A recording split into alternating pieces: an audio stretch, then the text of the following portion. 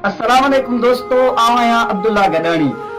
दोस्तों, शिकारपुर बाईपास ते अफ़सोसनाक वाक़िओ पेश आयो जो ओचितो ख़ुशियुनि जा गीत ख़ामोश थी विया, ख़ुशबुअनि जी जाइ ते रत पखेड़जी वई, जॾहिं त जतोई ऐं महर बिरादरी जो पुराणो तकरार हिकु दफ़ो ॿीहर भड़की पियो जो शादीअ जी तक़रीब में ओचितो अफ़सोसनाक वाक़िओ पेश आयो जो ॼञ ते हथियारबंदनि जे फायरिंग दरमियान 25 साला घोट इल्ताफ़ हुसैन महर ऐं उन जो मासूम नंढड़ो भाउ 7 सालनि जो मोहम्मद हसन ऐं ड्राइवर मोहम्मद रमज़ान क़तल थिया ऐं 5 माण्हू ज़ख़्मी थिया।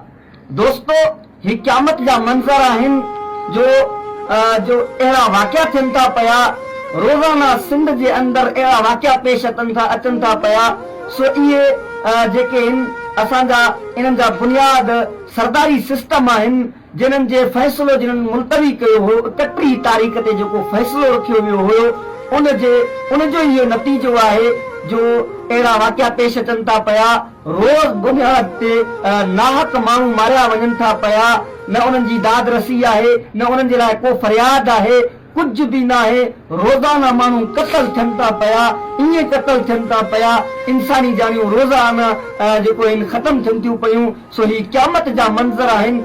उन जेको आहे माउ जीजन मां छा गुज़री हूंदी जिन जे साम्हूं ख़ुशी जा ॾींहुं हुयो, उन जे साम्हूं उन जे जेको आहे पुटनि खे क़तल कयो हुयो, उन्हनि भेणनि मां छा गुज़री हूंदी जेके इन ॾींहं जे इंतज़ार में हुया त असांजे भाउ जी शादी थींदी ऐं उन्हनि जे साम्हूं जेको आहे उन जे 2 भाइरनि खे बेदर्दीअ सां गोलियूं हणी करे क़तल कयो वियो, उन ड्राइवर खे क़तल कयो वियो। सो ही क़यामत जा मंज़र आहिनि। असां इन्हनि सरदारनि जे मथां लानत था कयूं, इन्हनि भोतारनि जे मथां लानत था कयूं जेके वोट वठण जे लाइ त ईंदा आहिनि ॻोठनि जे अंदरि, पर इन्हनि जेको आहे इन्हनि फ़ैसिला करण जे लाइ इहे सरदार इहे वॾेरा तयार न आहिनि जो रोज़ाना बुनियाद ते माण्हू नाहक क़तल थियनि था पिया।